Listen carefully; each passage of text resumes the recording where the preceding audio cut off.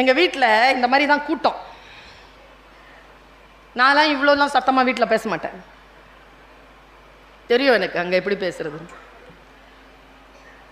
இந்த மாதிரி 6 மணி கூட்டம் முடியும்னு சொன்னால் அவர் காரில் வந்து வெயிட் பண்ணார். நான் பேசுகிற ஜோரில் ப்ரோக்ராம் முடிச்சு எல்லாருக்கிட்டையும் உட்காந்து பேசி போய்கிட்டே இருக்குது. மணி 7. ஐயோ இந்த ஆளை வர சொல்லிட்டு இப்படி ஆயிடுச்சேன்னு சொல்லிட்டு ஃபோனை திறந்து பார்த்தா 15 கால். ஐயோ மெசேஜை பார்க்குறேன். கடைசி மெசேஜ் வந்து 1 செகண்ட் நவுன்னு இருக்கு. நான் போகிறேன். என்னப்பா பதில் சொல்லலாம்? சொல்லு. போ.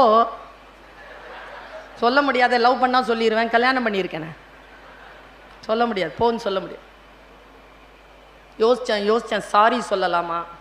செருப்படி தான் விழும். சாரி சொன்னால் செருப்படி தான்.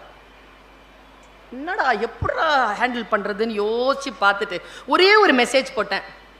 அந்த ஆள் சொல்கிறார் போகிறேன். நான் சொன்னேன் வாங்க.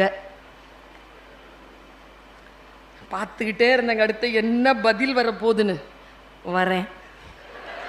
முடிச்சு போச்சா பிரச்சனை? அவ்வளோதான். கொலவெறியோடையா சுற்றுறாங்க வீட்டில் இருக்கிறவங்க. அப்படி இல்லை.